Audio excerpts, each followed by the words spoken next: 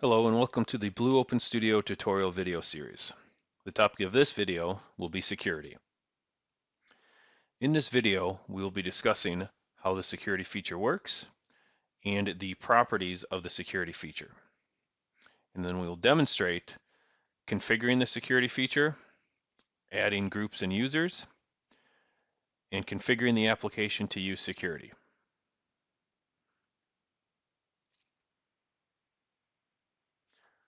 Blue Open Studio includes a project security system that manages how users and user groups can access a project during both development and runtime. Users and groups can be configured manually or via the wizard. The security system can be executed and managed by both the built-in features and VB-script functions. The security list can reside locally in the application or be synchronized across a network connection to a remote app. Additionally, you are able to set or change the Active Directory or LDAP user's password from the application during runtime. We see here an example of the different access levels that are available inside of Blue Open Studio and potential groups that can be configured. So in this example, we have 4 groups: a guest, operators, maintenance, and engineers. And we see that we have a maximum of 256 levels. So for example, our guest group, which is the default user when an application starts, has access to levels 0 through 50, where the operators group has access to levels 25 through 125. Maintenance, levels 100 to 150, and finally the engineers have full access. How the access levels work in Blue Open Studio is different from how other softwares handle security. The security group settings are not exclusive. Group rights, access levels, and users can overlap with other groups. This will provide a large amount of granularity for your configuration for security.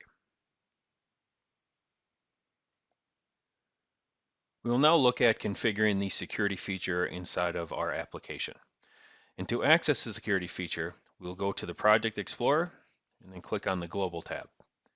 And we'll see the 4th item from the bottom is security. When we expand this, we'll see 2 groups underneath it, groups and users.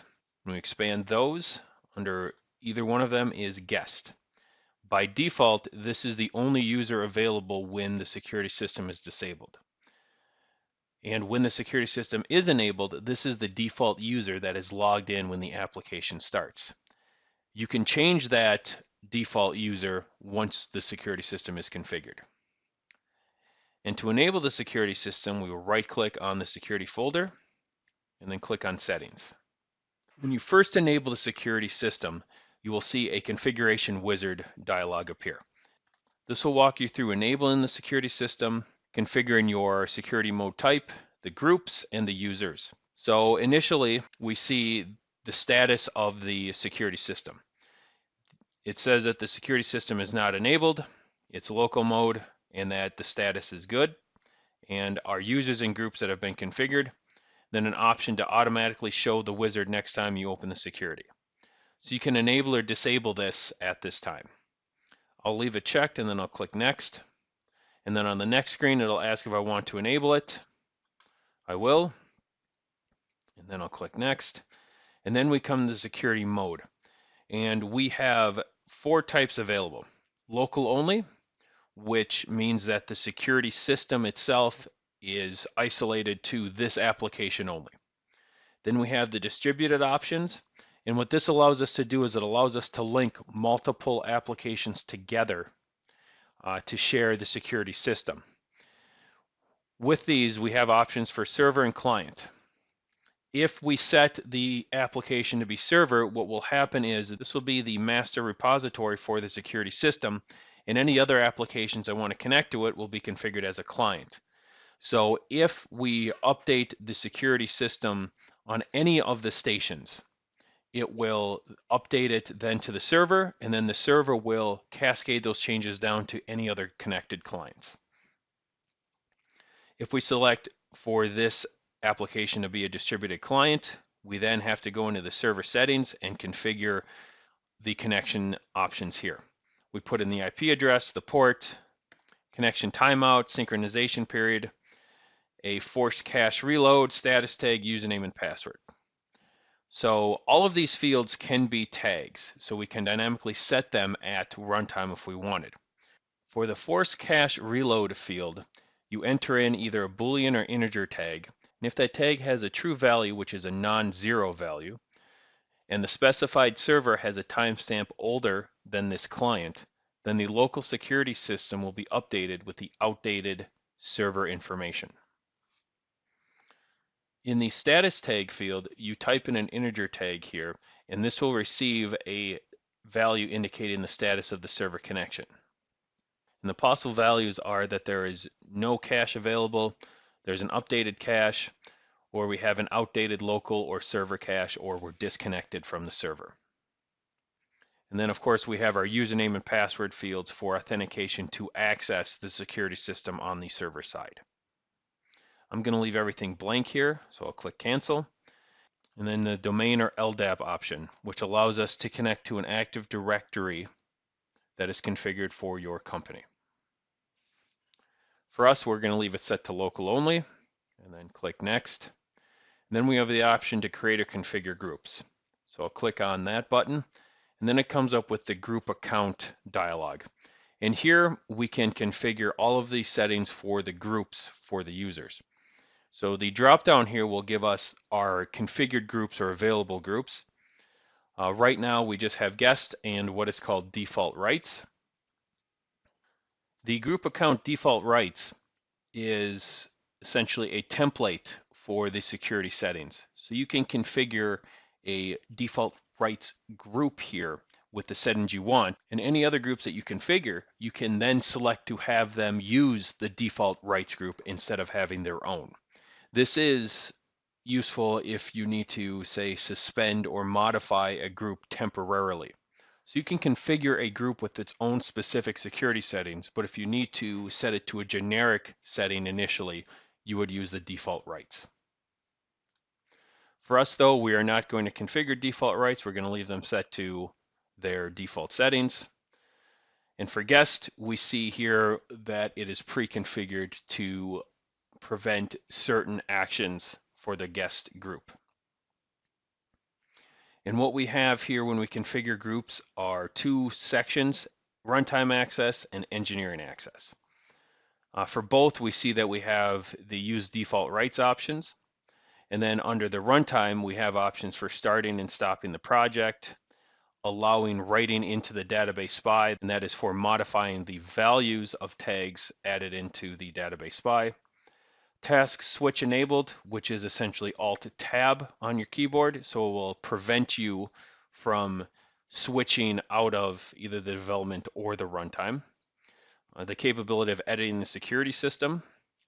Windows Task Manager, so we can lock out the user from accessing the Task Manager.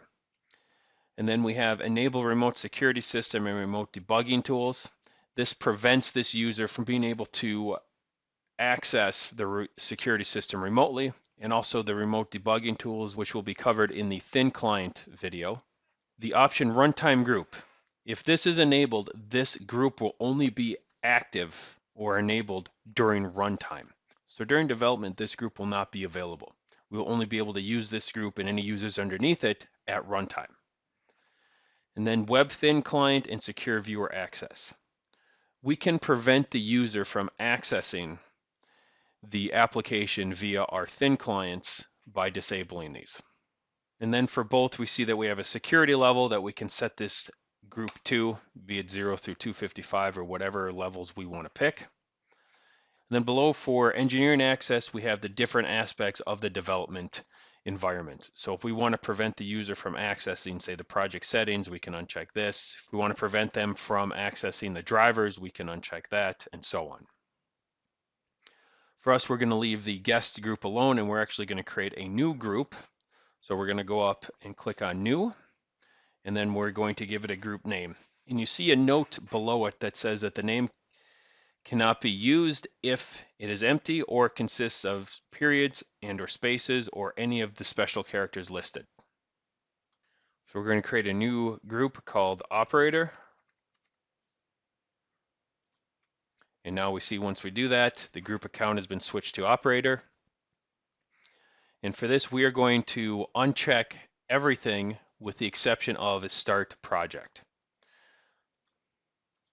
And for some of these, for example, the Windows Task Manager, when you uncheck it, it comes up with a message. And in this case, it says that disabling the Task Manager during runtime requires administrator privileges. If you're running a project with user access control enabled, then you'll have to start your runtime with elevated privileges. What this means is that if you run the application with a user account in Windows that doesn't have administrative access, it will ignore the request to disable the Windows Task Manager. I will continue here unchecking everything. And then finally, we will change our security levels for both the runtime and engineering. We'll change them to 0 to 50. Now, if you ever make a mistake and you're not sure exactly how everything was, you can always click on reset. And what that will do is that will ask you if you want to reset this group. And what it will load in is the default rights group. So if I click yes, you see everything goes to what the default rights were set to. So once again, I'll just quickly come through and uncheck everything.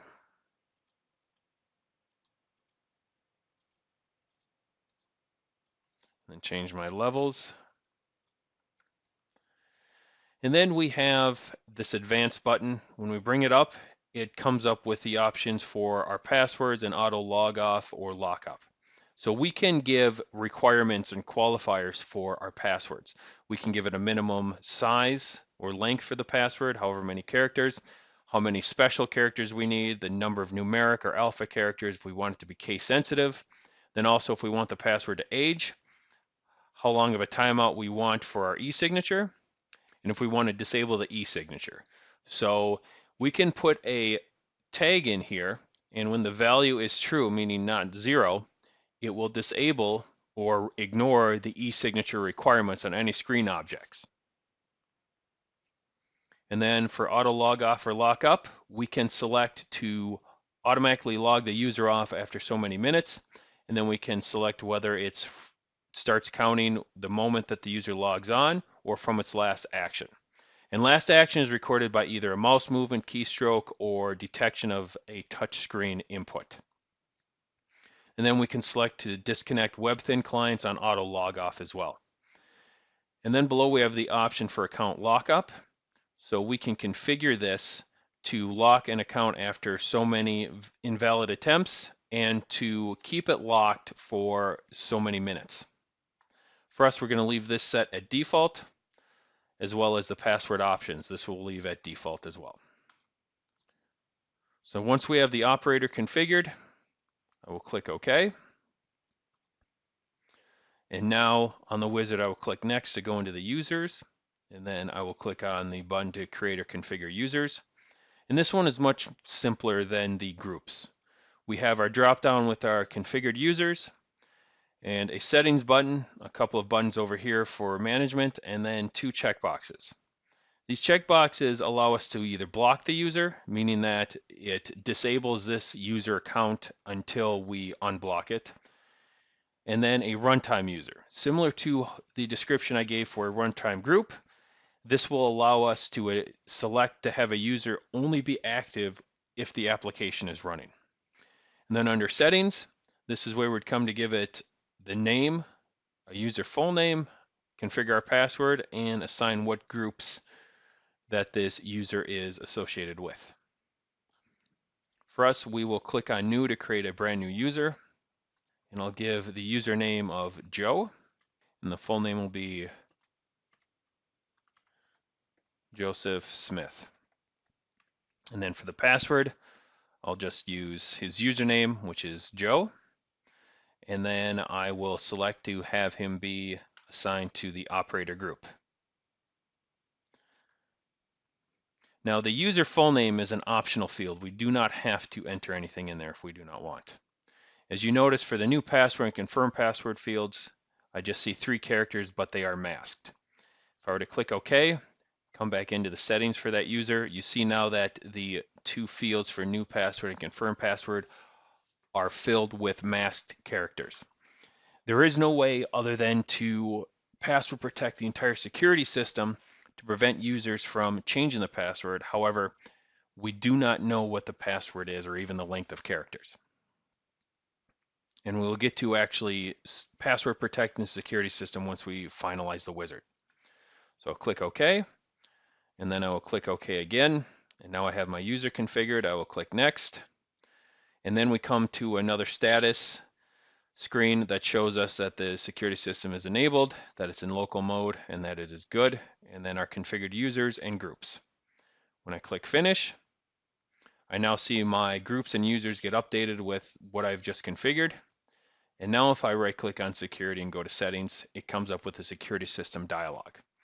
And here we have the option to enable or disable a security system.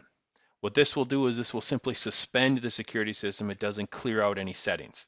So for example, if we have users configured and we have a lot of complex settings for groups and users for development and runtime, but we need to still develop this application, we can suspend or disable the security system.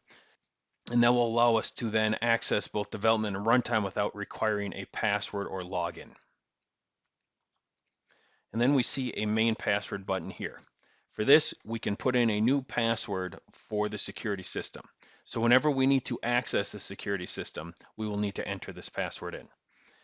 Now there is no way to find out what this password is. So if you configure this and then you lose the password or forget it, you will essentially have to start from scratch. You will have to start a new application or pull some of your aspects in from this application to another one. There is no way to recover from losing this password. And then we can change our security mode here as well and define what virtual keyboard we want to use for the security login. So for us, I am going to select alphanumeric instead of the default. Then we see below is a status. It's set as a security mode of local, and the status is good. We have 4 buttons at the top. The run wizard, which will bring up that wizard that we just walked through, and our backup. So if we click on backup, what this will do is this will allow us to either import or export the security file. So if we wanted to say export this file, it will bring up a browse. And for example, I want to drop it into my BOS training, and I will give it a name of security_export. And I will click save. And then it gives a notification that the security system doesn't have a main password configured. If you proceed, then no password will be required to modify the security settings when they're imported to another project. Do you want to proceed? I will click yes. Then it says that it was successfully exported to the path I selected. Click OK. And then also in backup, we saw that we have an import option, which we'll get to in a second. And then below those buttons, we see that our account management. So we can go back into our users and groups and modify or add, remove users there. Then we have 2 checkboxes, one for display a list of users at login. If we leave this unchecked, we'll have a field that we need to enter our username in. If we check this, it will then provide a list of users that we can select from. And then the logon e-signature option. What this does when it's enabled is it forces a user to log on with their own account when they're prompted to e-sign an event. If this is unchecked, then the current user account remains logged on regardless of who actually e-signs the event. And here is where we can select what user we want to configure or have as the default. This default user is automatically logged on when no other user is logged on.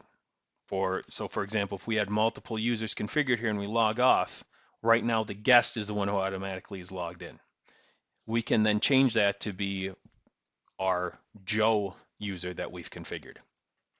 I will leave everything here set at default, and then I will go back into the backup wizard. And now we see that we have below our import from file. If we were configured to be a distributed server, we could also import from a remote client station if we wanted to. But since we're local only, that option is disabled. So what I want to do is I want to actually import from a security file that I exported that is inside of our training files folder. So what I'll do is I'll click on import, and then I will browse to my training files, and we'll see a file in there called security system export.dat. I'll select it and click open, and it will come up with a import confirmation, and it'll give us the path for the selected file and then a drop down for what we want to do in case of conflicts. So import settings that do not conflict, import all settings and replace the conflicts, or replace current settings. So the difference between these two is it will import all the settings and replace only those that have conflicting information with what's in the source file. Replace current settings will delete the entire security system as it stands right now and then import the new system from the file. So what I will do is I will import all settings and replace conflicts. So I have that selected, and it gives a description down here of what you have selected as well. So in case you forget, you can simply look here and it will tell you what the option is that you've configured. So I will select import all settings and replace conflicts and click OK. And it says that security import successful, log on as guest, meaning that we are currently logged in as a guest user.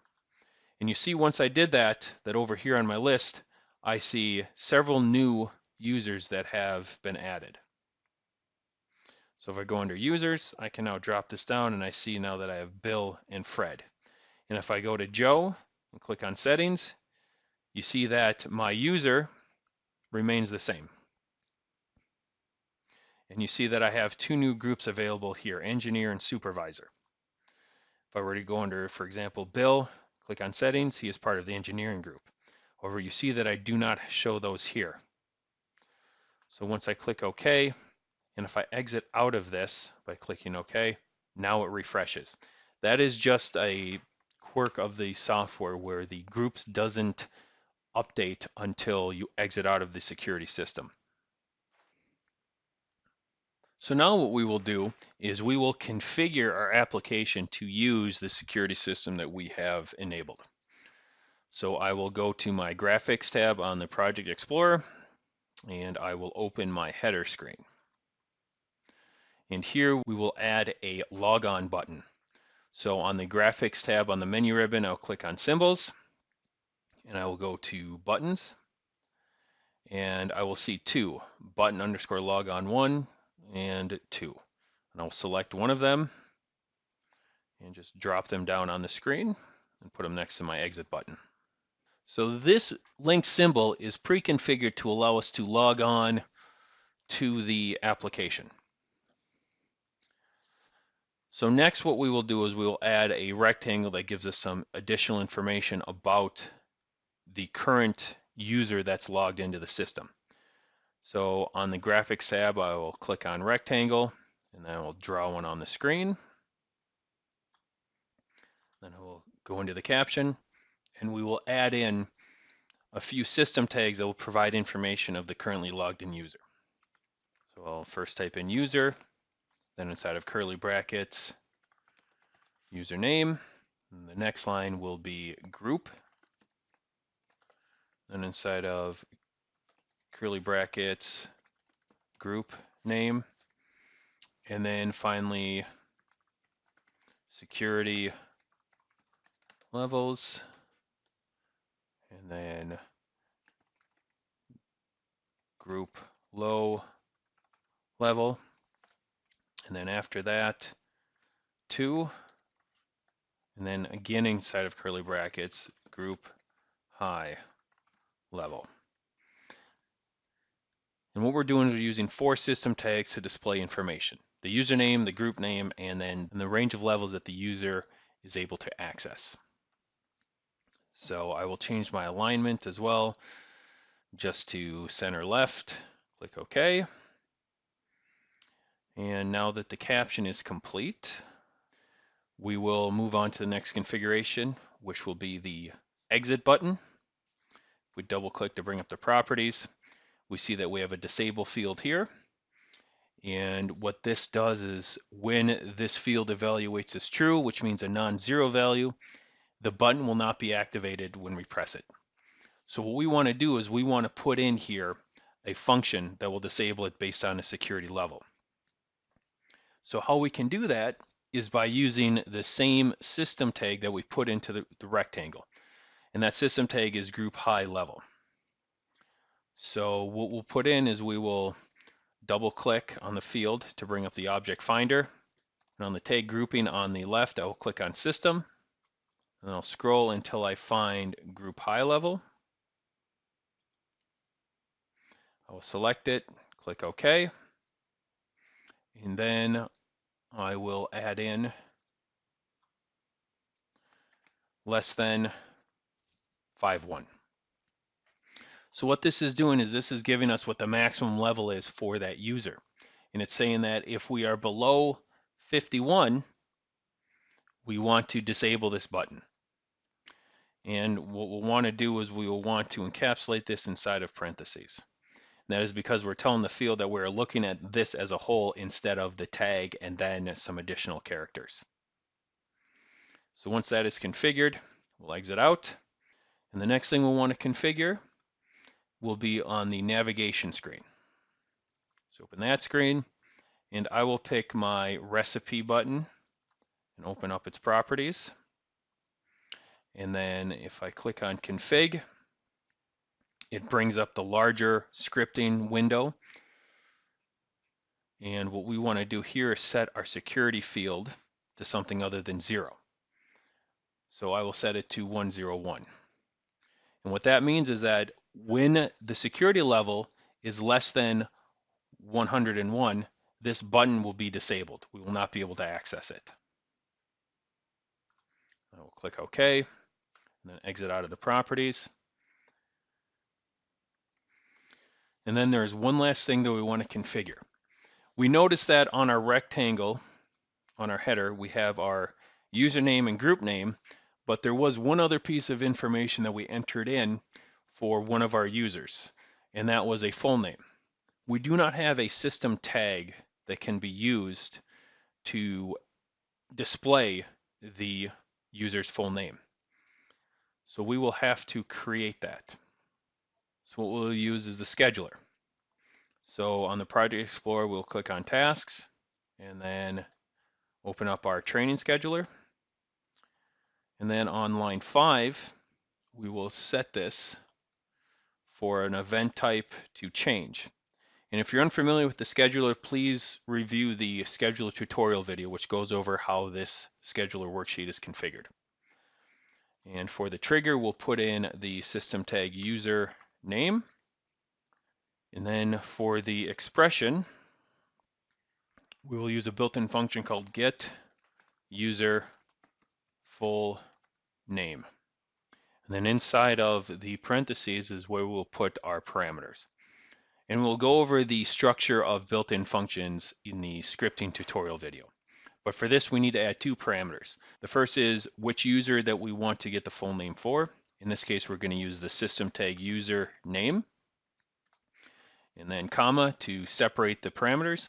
And the second tag is the string tag, which will store the full name of the user. This parameter requires it to be inside of double quotes. So inside of double quotes, I will put in a tag called full name. And then I will encapsulate that with the close parenthesis. And when I hit enter, the function is accepted. If full name isn't added into your application already, create that as a string tag. So now we have that scheduler line configured. What we have to do is add that into our header information here. So I will come back to my header, open up the caption for that security rectangle, and under user, I will create a new line called full name, the tag full name. Click OK. And now it says full name does not exist. Would you like to create it?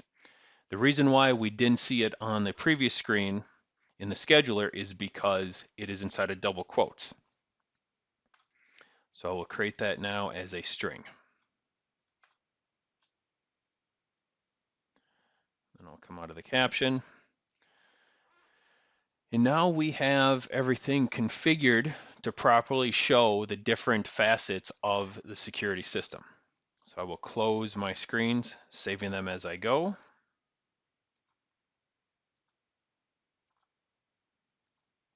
And then I will start the runtime.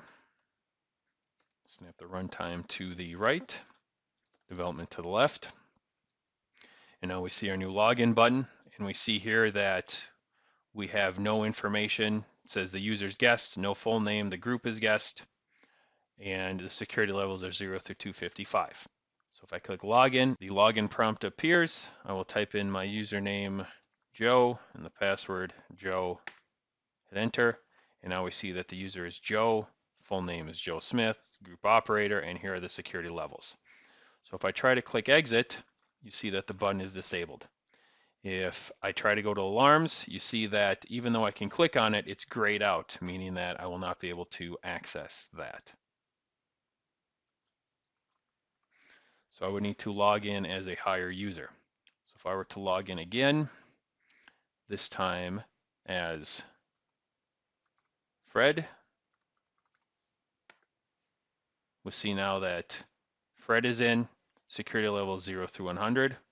Recipe is still disabled. However, now I could click on the exit button to exit the application. So if I log in a third time as Bill,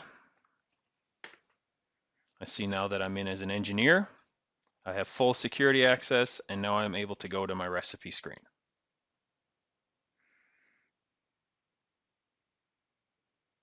So now we will look at logging into the IDE with security enabled. So as you can see, I do not have the runtime open. I just have the development open. If I were to say go to my COM tab on the Project Explorer and try to open one of my driver worksheets, as you can see, I can open the driver worksheet. I am currently logged in as the guest. And as we saw, there is a built-in system tag that tells us what user is logged in. And I'm going to put that into my database spy so I know what user is currently logged in. And if you've reviewed the using tags tutorial, you'll know that the tags update in real time, whether the runtime is running or not. So what I can do is I can log in as different users, and I will be able to view which user is currently logged in down here in the database spy. So now if I were to log in via the development as another user, we can see how the security system works. And to log in through the development, what we do is we go up to the project tab on the menu ribbon, and under security system, we click on log on.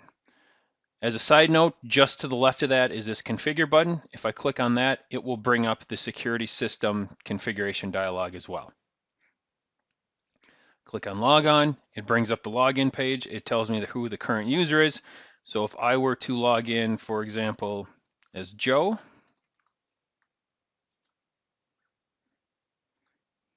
and now I attempt to open the driver worksheet, it comes up with a message saying this option is disabled for current user. You see that there's a lot of things that are grayed out across the menu ribbon as well. If I were to, say, attempt to change this value here, it says that my security group does not allow database spy write. If I try to bring up Windows via the Windows key, doesn't work. Alt-Tab does not work. Control-Alt-Delete does not work. So now that I'm logged in as Joe, it seems like I'm locked out. Fortunately, I'm still able to come in here and log in as someone else. For example, Bill. And now I see that things are enabled again. I'm able to get in through the driver worksheet to modify that. I could change things in the database spy and so on. So the security system not only applies, as we've seen before, to the runtime, but it also applies to development, whether the runtime is open or not. This is a real-time security system that is enabled as long as the software is open. We'll now look at the built-in functions that Blue Open Studio has available for interacting with the security system. So I'll first bring up the help manual or the tech ref. You can do this one of two ways. You can either hit the F1 key or you can go up to the help menu and then click on help. And then my habit is to go to the search tab and then enter in my search phrase. In this case, it'll be security. Then I'll scroll down until I find security functions. When I come here, we'll see several different functions we have available. We have things that will modify users, such as block user, create user. We can also remove them. Things that will set passwords or configure the password aging. We can also export or import the security system at runtime, get information like the current status of the security system or the last e-sign user. And all of these can be used through VB script or the built-in functions or built-in language.